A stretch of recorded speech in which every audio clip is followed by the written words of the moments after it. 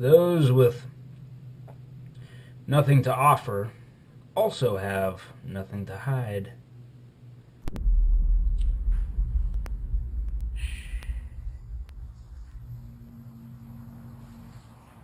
Mozambique, 1975, after I lost my rifle and speed switch. Had to kill that whole elite unit. Man, it was,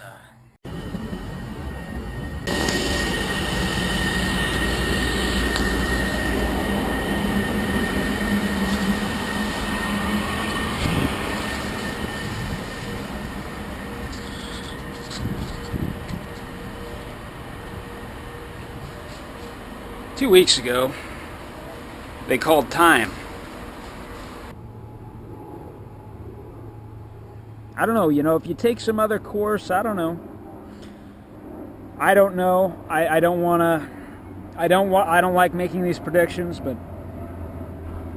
it seemed like, well, you found this other man, but he seemed like a good man,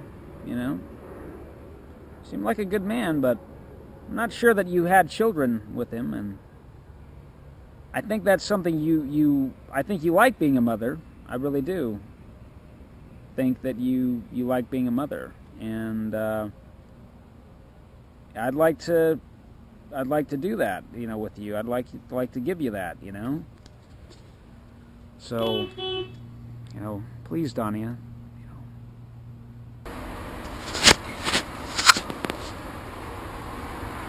so to speak.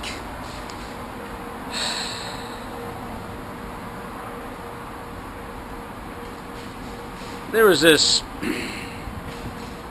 I was in a government office of some kind, and I was in a government office, and oddly I was asked what my gender identity was, or what my pronouns were. Yes, my pronouns. And I said, well, I suppose that would be he and him,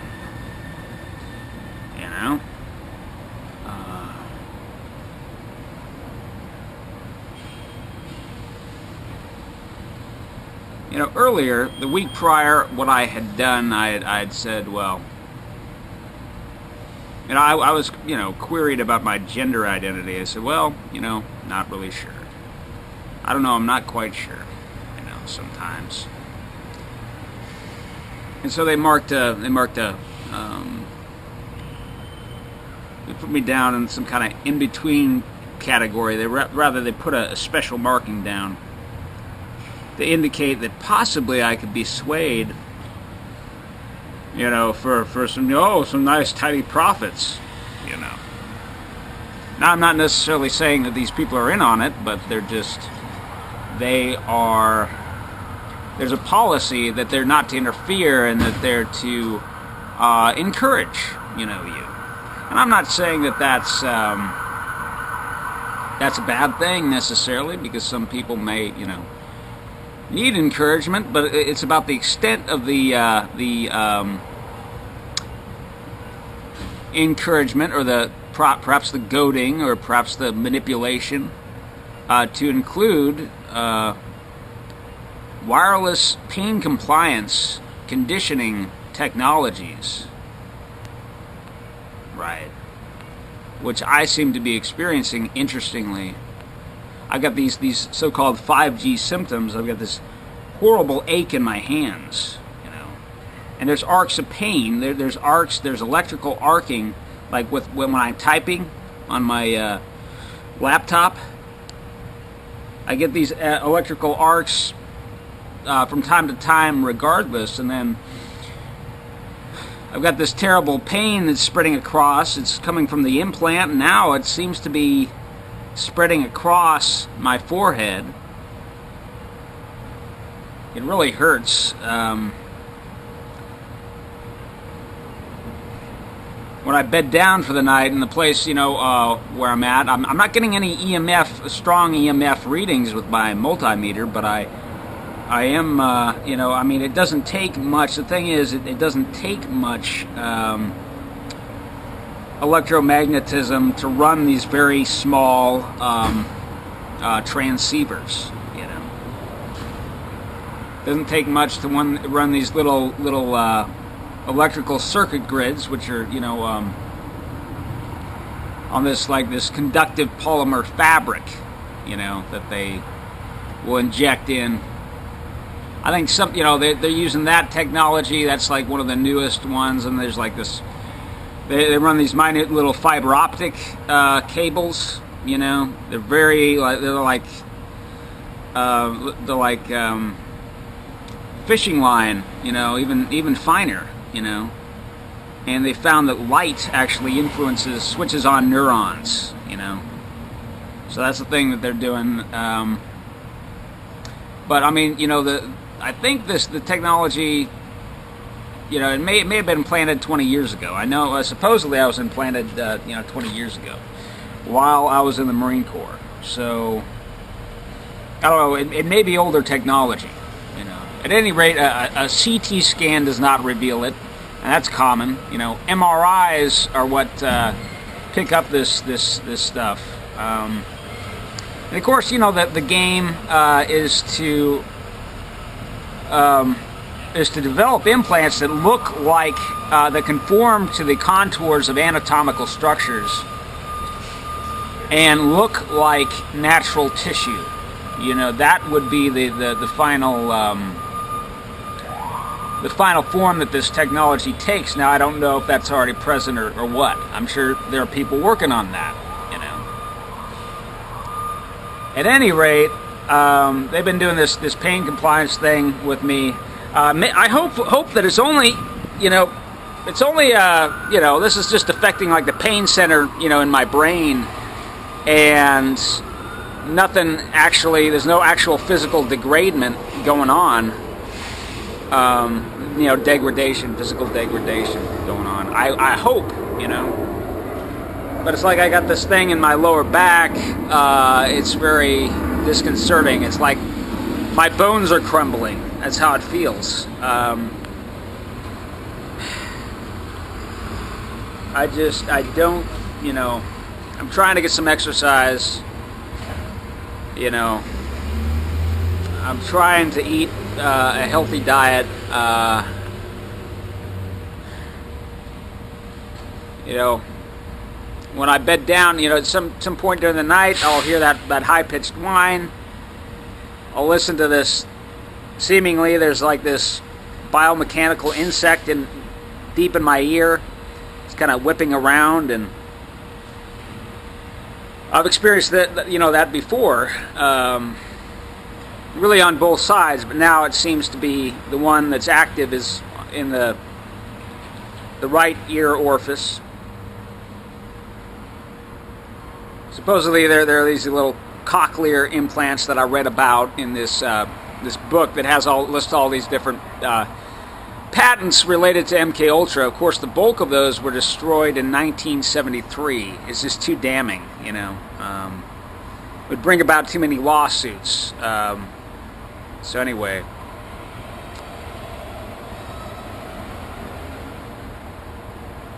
But I hope to deactivate these implants. I'm not going to go into that. I'm building a device to do that, an EMP generator.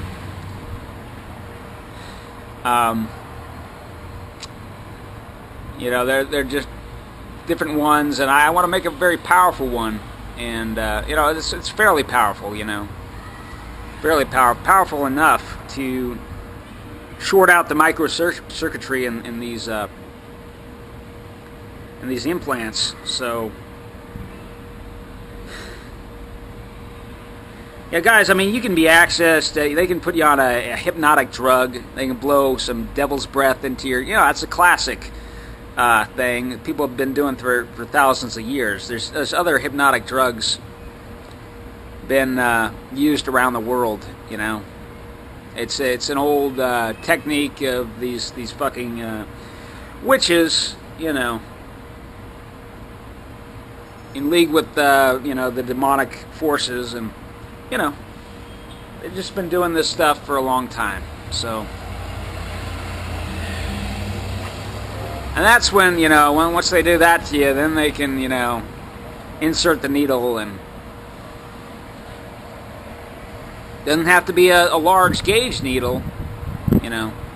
The technology that they're using now is like rolled up, you know, conductive fabric, and then they just unfurl it with the little tiny little rods, and, you know, and maneuver it into position, you know.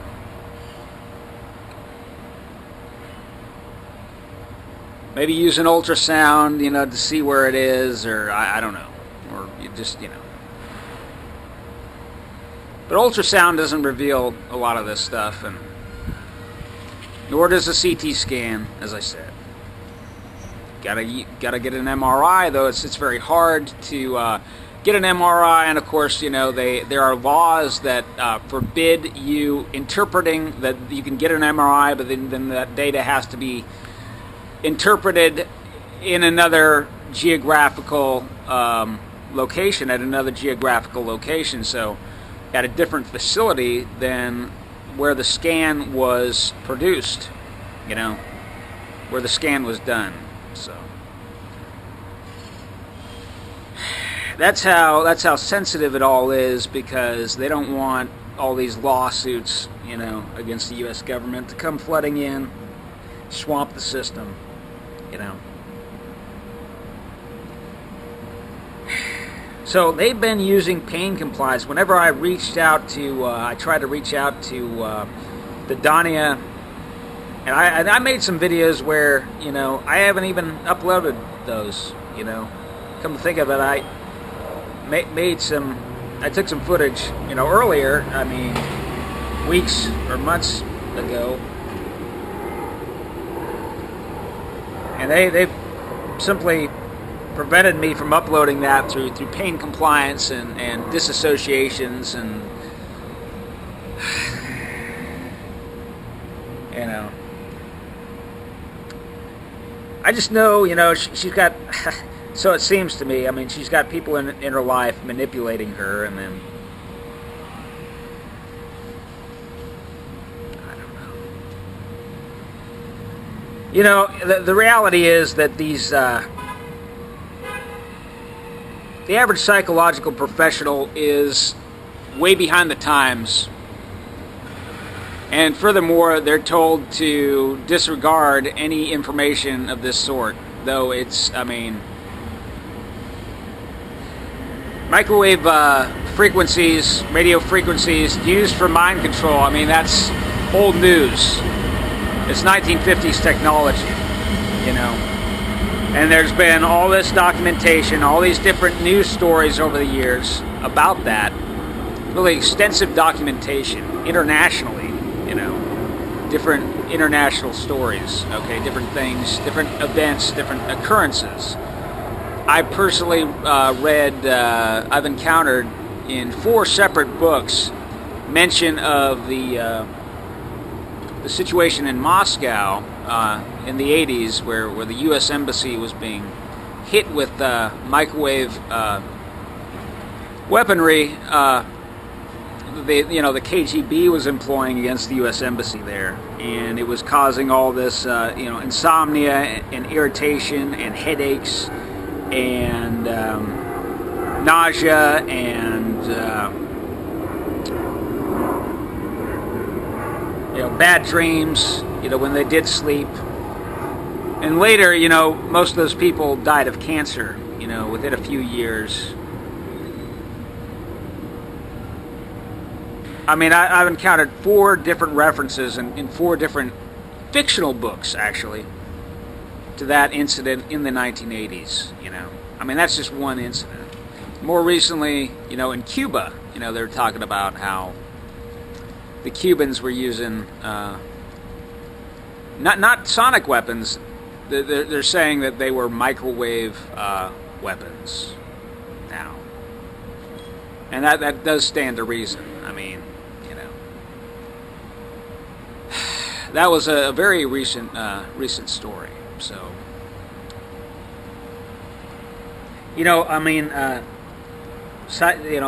people with psychological training,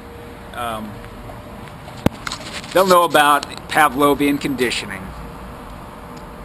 And they'll know, okay, well, you can do that with wires. You can shock a person,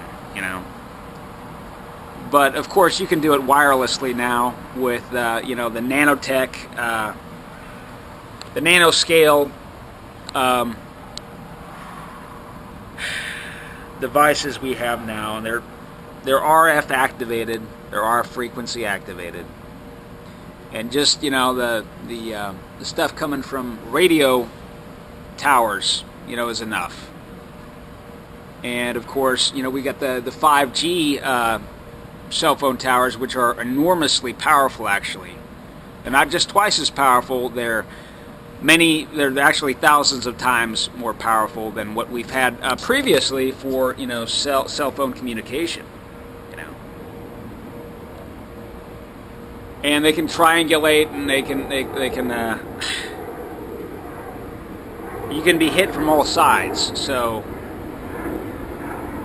I was doing some research on all these different RF blocking and grounding fabrics, and looking at their different applications for use in clothing, for use in upholstery and drapes and window coverings. Some of the stuff is transparent.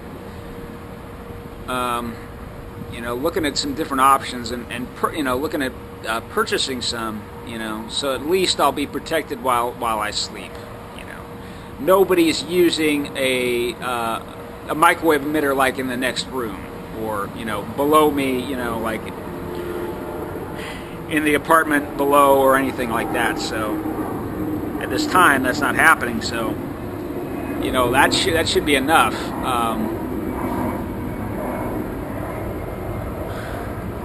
To stop this.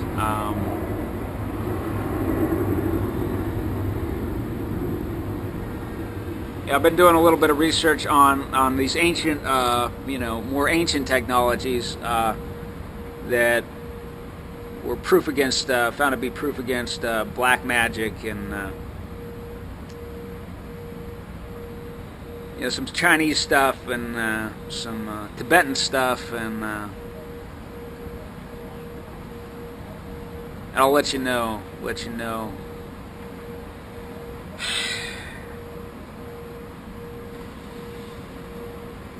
But it really is. But the thing is, once let me get back to it.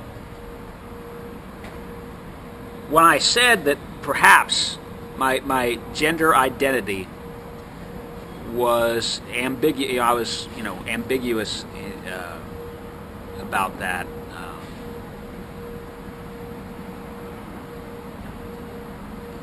All of a sudden, this strong odor of thyme, the culinary herb, thyme, the plant that grows all over the world, wild sometimes, but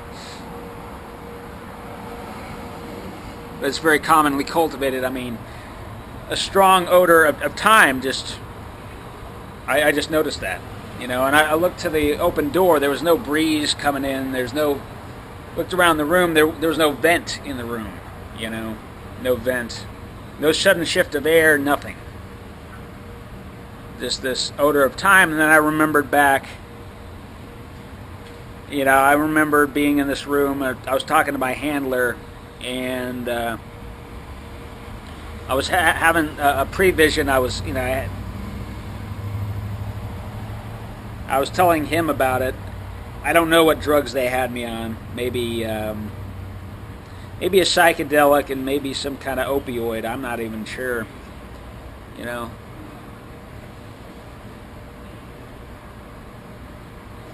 Maybe I had some sodium pentothal drip. I don't know.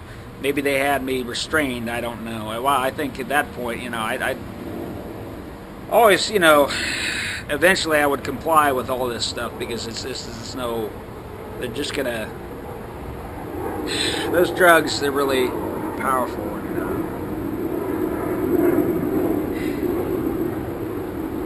he asked me, what's my favorite scent, I just thought, it's thyme. I like, thyme is my favorite herb. So, and he scrolled down, on this this screen. I don't know if it was a touch screen or he used a dial or he used buttons, up and down buttons. I can't remember. I think he used a dial, and I saw this screen, and it went up, and like, oh, here's all these culinary herbs, and here's all these different. I saw him scroll past all these different like perfume type scents, and like sandalwood and jasmine and lavender and all this, and like, oh, here's oregano and parsley, and it was in alphabetical order as I recall, and there was thyme, and you just hit thyme, pushed enter or whatever it was, and it was funny. So once I had that very strong odor of thyme, seemed to enter my nostrils, though that's not what happened. This is just in my brain. It was very nuanced. It was highly nuanced. It was just very convincing, Had all the aspects of that odor, Once I smelled that, the ache in my hands stopped. I didn't have a headache at all. I was very clear-headed. I had no pain in my body, no ache in my feet or in my lower back. I felt really strong all of a sudden, just all of a sudden. They were calling time, so to speak, and he said, "Oh, well, that works." Oh, time. Oh, right, time. Yeah, right. Well, that works,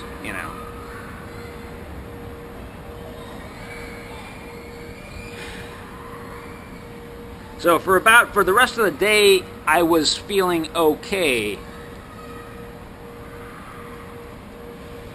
I was saying, okay, I see what they're doing here. I see.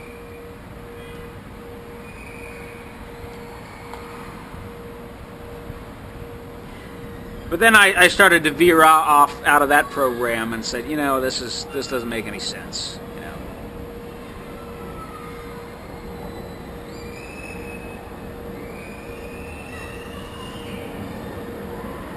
And then the symptoms returned, Only they were worse. They were worse.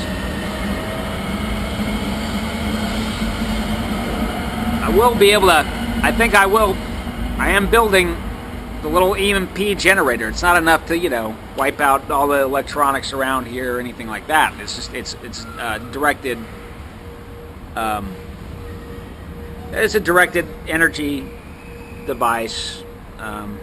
It's not terribly powerful, so it should be enough. I mean, these are very, very small, nanoscale devices. It's smart dust, and you breathe it in the chemtrails, and you drink it in the water because it gets that dust gets in the water, and it's important that I drink filtered water, from here on out. And they may be inletting something into the pipes where I'm staying. That seemed to have been something that was going on. At this other place I'd been staying a few months ago, and of course in that place they have powerful microwave emitters. In the apartment above and the apartment next door. So. And I was getting readings, strong readings in the red, there. Okay, well, just trying to document this stuff. I'm not crazy. This is all highly, you can find tons of information in books, in magazine articles. There have been some court cases over the years. This is just what they're doing now, and there's a lot of money to be made. That's all.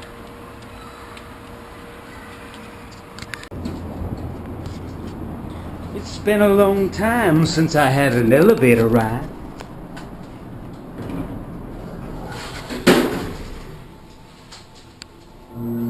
That's what they used to say, anyhow.